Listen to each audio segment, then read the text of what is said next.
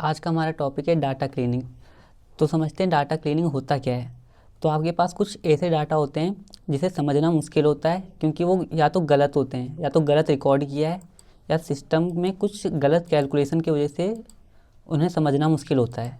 तो समझते हैं हम उसे फिक्स कैसे कर सकते हैं। पहला डाटा क्लीनिंग प्रोसेस है डाटा को फिक्स करने का, जैसे कि फिक्सिंग और रिमूविंग इनकरेक्ट। जैसे कि आपके पास कुछ गलत डाटा है, जैसे कि नाम गलत रिकॉर्ड कर लिया आपने किसी का, तो आप उसे हटा सकते हो। या कुछ इनकम्प्लीट है, जैसे कि सेल्स डाटा है कि सेल्समैन ने कितने सेल्स किया इस मंथ, तो आपने उसका नाम तो लिखा है लेकिन आप उसका अमाउंट लिखना भूल गए, उसने इस अमाउंट का सेल किया था, तो इसे हम इनकम्प्लीट डाटा कहेंगे। इसमें कुछ चीज़ें मिसिंग होती हैं। दूसरे तरह का डाटा होता है डुप्लीकेट। जैसे कि मान लेते हैं अभिषेक नाम का एक एम्प्लॉय है, उसकी मंथली सेल्स हैं 50,000। यही सेम एंट्री आपने एक्सेल में 5 बार 6 बार कर दी है, तो इसे हम डुप्लीकेट डाटा कहते हैं। गलती से आपने हो सकता है 2 बार लिख दिया हो, 3 बार गलती से, या फिर डुप्लीकेट कॉपी पेस्ट हो गया होगा, इसे कहते हैं डुप्लीकेट डाटा। ये भी हमारे डाटा क्लीनिंग की प्रोसेस में इंक्लूड होता है। और होता है इररेलेवेंट डाटा, ऐसा डाटा जो आपको ज़रूरत नहीं है लेकिन आपने फिर भी रिकॉर्ड कर रखा है। तो हम डाटा क्लीनिंग क्यों करते हैं? ताकि डाटा एक्यूरेट रिजल्ट दे। जब भी आप उस डाटा से कैलकुलेशंस करो तो आपको वो सही रिजल्ट दें। जैसे कि आप चाहते हो कि आपके पास तो लिस्ट है हर एक एम्प्लॉय की इंडिविजुअल सेल का, आप चाहते हो कि सबने मिल के कितना सेल किया ऐसा कंपनी, तो आप उसे प्लस करोगे। मान लो आपके पास डुप्लीकेट डाटा हो उसमें, तो हर एक जितने भी डुप्लीकेट्स हैं वो भी प्लस हो जाएंगे, इससे आपको अमाउंट ज़्यादा नज़र आएगा। तो ये एरर्स क्रिएट करते हैं। ऐसे डाटा पे हम भरोसा नहीं कर सकते, इसीलिए हम डाटा को क्लीन करते हैं, ताकि आपके जो एनालिसिस के रिजल्ट आएँ वो भरोसेमंद हों और एक्यूरेट हों। देखते हैं डाटा के कुछ common problems.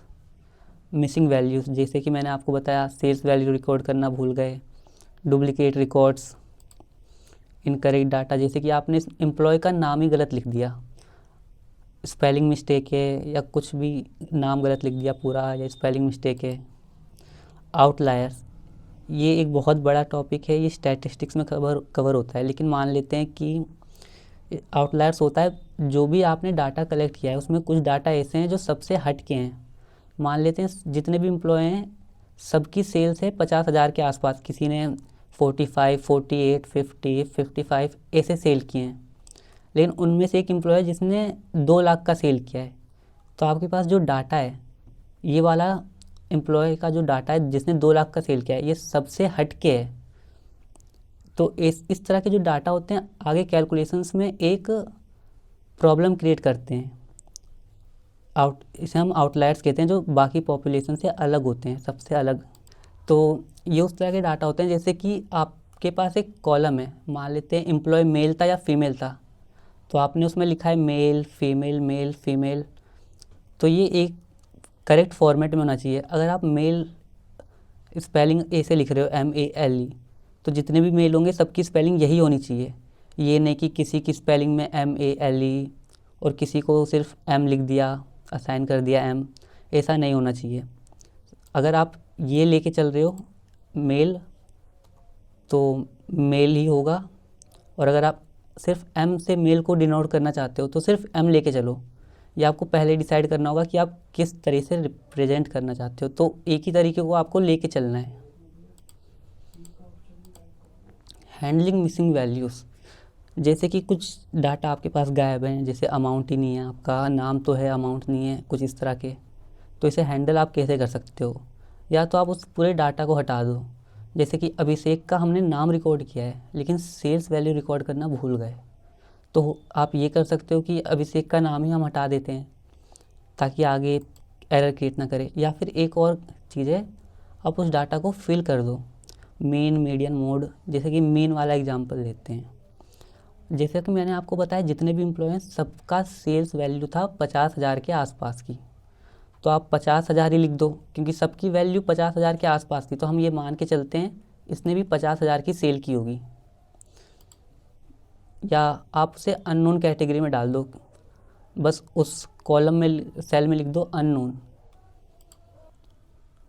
Tools for data cleaning, आप एक्सेल से डाटा क्लीनिंग कर सकते हो, एसक्यूएल में कर सकते हो, पाइथन से कर सकते हो। हम धीरे धीरे ये सारी चीज़ें सीखेंगे, फ़िलहाल हम एक्सेल में सीखते हैं।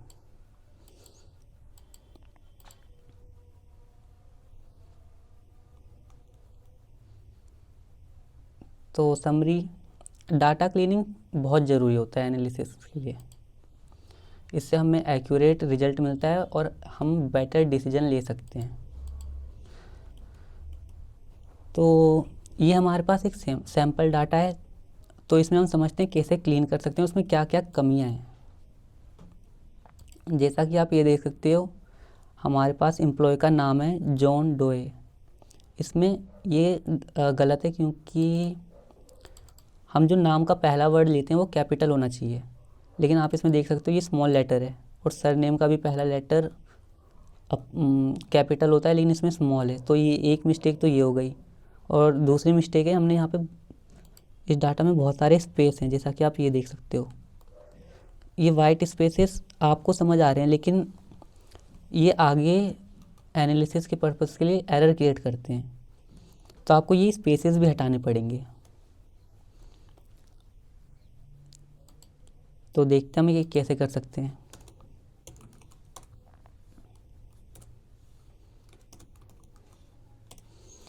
तो वाइट स्पेसेस हटा सकते हो, चलिए ट्राई करते हैं। फॉर्मूला है ट्रिम, देख सकते हो आप। देखिए इसमें वाइट स्पेसेस हट चुके हैं, जो भी हमारे पास स्पेस था। वर्ड बिल्कुल आगे से शुरू हो रहा है, तो यही हम सेम सारे सेल्स में अप्लाई कर देंगे। देख सकते हो आप, स्पेस हट गया। और इसमें एक और मिस्टेक था, स्पेलिंग स्मॉल लेटर्स में थी, तो हम वो भी ठीक करते हैं। ये यूज़ करते हैं अपर।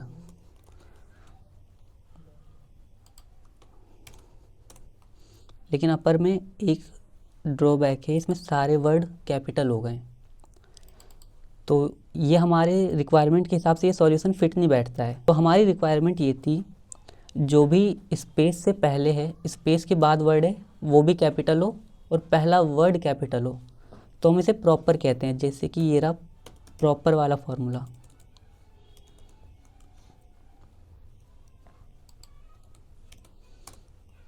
देखिए पहला वर्ड कैपिटल है और स्पेस के बाद वाला वर्ड कैपिटल है, तो ऑटो फिल करते हैं इसे। ये देखिए, और ये मैं कॉपी पेस्ट कर रहा हूँ, क्योंकि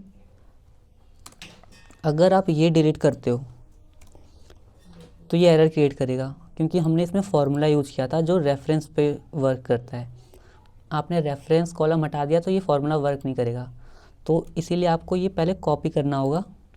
कंट्रोल सी, किसी नए कॉलम में पेस्ट वैल्यूज़, ये फार्मूला हटा देता है, लेकिन और जो भी वैल्यू होती है सिर्फ वही दिखती है आपको। तो हम इसे डिलीट कर लेते हैं।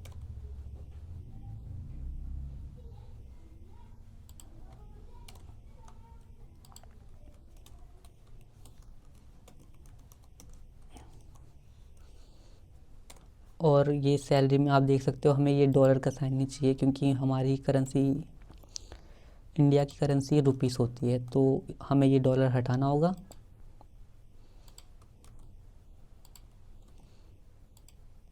तो डॉलर को हटाने के लिए एक तरीका होता है, डॉलर को नहीं, मतलब आप किसी भी एक पर्टिकुलर वर्ड या कैरेक्टर या सिंबल को हटाना चाहते हो, तो आप सब्स्टिट्यूट यूज़ कर सकते हो। तो इसमें पहला आर्ग्यूमेंट है टेक्स्ट, जो भी टेक्स्ट आप हटाना चाहते हो। नहीं, टेक्स्ट में हम देंगे जो जिस टेक्स्ट से आप चीज़ें हटाना चाहते हो। सेकंड आर्ग्यूमेंट है ओल्ड टेक्स्ट, पुराना कौन सा टेक्स्ट है जो आप हटाना चाहते हो। और नया टेक्स्ट आप जैसे कि डॉलर के बदले आप क्या चाहते हो, क्या है, कुछ भी नहीं, तो आप ये नल दे सकते हो। इसका मतलब होता है एम्प्टी।